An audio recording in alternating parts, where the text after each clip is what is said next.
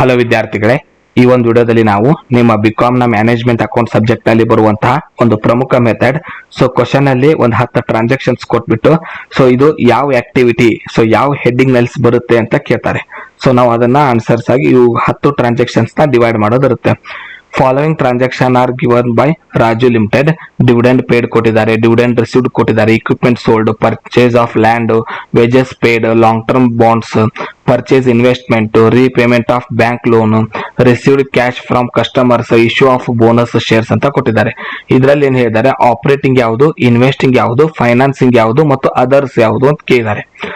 ಹೇಗೆ ಆನ್ಸರ್ಸ್ ಮಾಡ್ತಾ ಹೋಗೋಣ ನೋಡೋಣ. ಮೊದಲು ಆಪರೇಟಿಂಗ್ ಆಕ್ಟಿವಿಟಿ. ಕ್ವಶನ್ ಅಲ್ಲಿ ಕೊಟ್ಟಿರೋದು ಏನೇನಿದೆ ಇಲ್ಲಿ ನೋಡಿ. ವೇಜಸ್ ಪೇಡ್ ಅಂತ ಇದೆ, ವೇಜಸ್ ಪೇಡ್ ಟು ವರ್ಕರ್ ಇದೆ, ಹಾಗೂ received cash from customer. Customer ಇಂದ ಕ್ಯಾಶ್ ರಿಸೀವ್ಡ್ ಟ್ರಾನ್ಸಾಕ್ಷನ್ ಇದೆ. 9th ಐಟಮ್ ನೋಡಿ, ರಿಸೀವ್ಡ್ ಕ್ಯಾಶ್ ಫ್ರಮ್ ಕಸ್ಟಮರ್. ಇವೆರಡು ಏನಂದ್ರೆ ಆಪರೇಟಿಂಗ್ ಆಕ್ಟಿವಿಟಿ. ಇನ್ನು ಇನ್ವೆಸ್ಟಿಂಗ್ ಆಕ್ಟಿವಿಟಿ ಯಾವ್ದಿದೆ, ಡಿವಿಡೆಂಡ್ ರಿಸೀವ್ಡ್ ಇದೆ ಕ್ವಶನ್ ಅಲ್ಲಿ. ಈ 2ನೇ item dividend received, purchase land, purchase investment. Sale ಏನಿದೆ, ಸೇಲ್, ಪರ್ಚೇಸ್ ಮತ್ತು ರಿಸೀವ್ಡ್ ಟ್ರಾನ್ಸಾಕ್ಷನ್ ಏನಿದೆ ಇದು ಇನ್ವೆಸ್ಟಿಂಗ್ ಆಕ್ಟಿವಿಟಿ. ಹಾಗೆ ಫೈನಾನ್ಸಿಂಗ್ ಆಕ್ಟಿವಿಟಿ ಯಾವ್ದಂದ್ರೆ dividend paid, long term bonds issued, repayment of bank loan. ಇನ್ನು ಕೊನೆಯದಾಗಿ ಅದರ್ ಯಾವ್ದಂದ್ರೆ ಇಶ್ಯೂ ಆಫ್ ಬೋನಸ್ ಶೇರ್ಸ್. ಅವ್ರು ಕೊಟ್ಟಿದ್ದ ನೀವು ಹೇಗೆ ಡಿವೈಡ್ ಮಾಡ್ತೀರಾ, ಫಸ್ಟ್ ಇನ್ವೆಸ್ಟಿಂಗ್ ಆಕ್ಟಿವಿಟಿ ನೆನ್ಪಿಟ್ಕೊಳ್ಳಿ. 3 ಶಬ್ದ ಇನ್ವೆಸ್ಟಿಂಗ್ ಆಕ್ಟಿವಿಟಿ ಅಂದ್ರೆ ಅದ್ರಲ್ಲಿ ಏನೇನ್ ಬರಬೇಕು. ಇನ್ವೆಸ್ಟಿಂಗ್ ಆಕ್ಟಿವಿಟಿಯಲ್ಲಿ ಒಂದು, ಕ್ವಶನ್ ಅಲ್ಲಿ ಪರ್ಚೇಸ್ ಅಂತ ಇದ್ರೆ ಇನ್ವೆಸ್ಟಿಂಗ್ ಆಕ್ಟಿವಿಟಿ, ಕ್ವಶನ್ ಅಲ್ಲಿ ಸೇಲ್ ಅಥವಾ ಸೋಲ್ಡ್ ಅಂತ ಇದ್ರೆ ಅದು ಇನ್ವೆಸ್ಟಿಂಗ್ ಆಕ್ಟಿವಿಟಿ.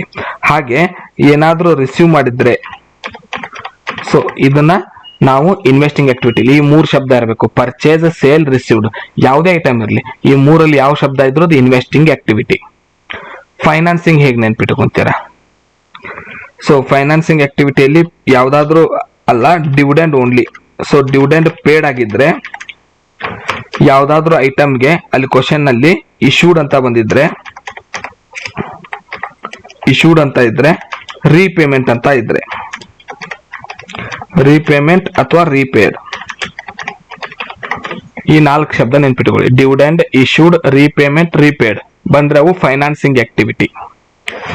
ಕ್ವಶನ್ ಅಲ್ಲಿ bonus shares issue, rights shares issue, without cash transactions ಏನಿರುತ್ತೆ, ನಾನ್ ಕ್ಯಾಶ್ ಟ್ರಾನ್ಸಾಕ್ಷನ್, ಅದನ್ನ ನಾವು ಅದರ್ಸ್ ನಲ್ಲಿ ತಗೊಂತೀವಿ. ಈ 3ನ್ನ ಹೊರತುಪಡಿಸಿ ಯಾವುದು ಉಳಿತೆ ಆಪರೇಟಿಂಗ್ ಆಕ್ಟಿವಿಟಿ ಅಂತ ಕರಿತೀವಿ. ಏನೇನ್ ನೆನ್ಪಿಟ್ಕೋಬೇಕು, ಇನ್ವೆಸ್ಟಿಂಗ್ ಆಕ್ಟಿವಿಟಿಯಲ್ಲಿ ಪರ್ಚೇಸ್ ಅಂತ ಇದ್ರೆ, ಸೇಲ್ ಅಂತ ಇದ್ರೆ, ರಿಸೀವ್ಡ್ ಅಂತ ಇದ್ರೆ.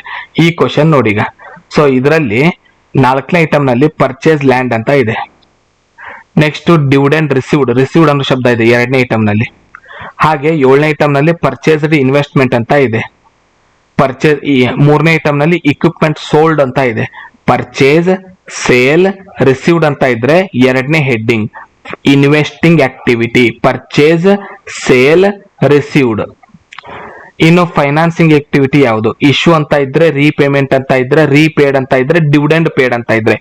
1ನೇ ಐಟಮ್ ಡಿವಿಡೆಂಡ್ ಪೇಡ್ ಇದೆ, ಡಿವಿಡೆಂಡ್ ಪೇಡ್ ಇದೆ.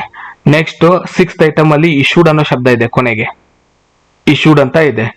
8th ಐಟಮ್ ನಲ್ಲಿ ಫಸ್ಟ್ ವರ್ಡ್ ರೀಪೇಮೆಂಟ್ ಅಂತ ಇದೆ. ರೀಪೇಮೆಂಟ್ ಅಂತ ಬಂದ್ರೆ, ರೀಪೇಡ್ ಅಂತ ಬಂದ್ರೆ, ಇಶ್ಯೂ ಅಂತ ಬಂದ್ರೆ, ಡಿವಿಡೆಂಡ್ ಪೇಡ್ ಅಂತ ಬಂದ್ರೆ ಅದೇ ಫೈನಾನ್ಸಿಂಗ್ ಆಕ್ಟಿವಿಟಿ. ಇನ್ನು non cash, bonus shares, right shares, 2ರಲ್ಲಿ ಯಾವ್ದಾದ್ರು ಶಬ್ದ ಬಂದ್ರೆ ಅದು ಅದರ್ಸ್. ಇವುಗಳನ್ನ ಹೊರತುಪಡಿಸಿ ಉಳಿದಿರೋದೇ ಆಪರೇಟಿಂಗ್. ಈ ರೀತಿಯಾಗಿ ನೀವು ಶಾರ್ಟ್ ಕಟ್ ಮೆಥಡ್ ನ ನೆನ್ಪಿಟ್ಕೋಬಹುದು. ಮುಂದಿನ ವಿಡಿಯೋದಲ್ಲಿ ಮತ್ತೊಂದು ಮೆಥಡ್ ನೊಂದಿಗೆ ಸಿಗೋಣ. ಧನ್ಯವಾದಗಳು.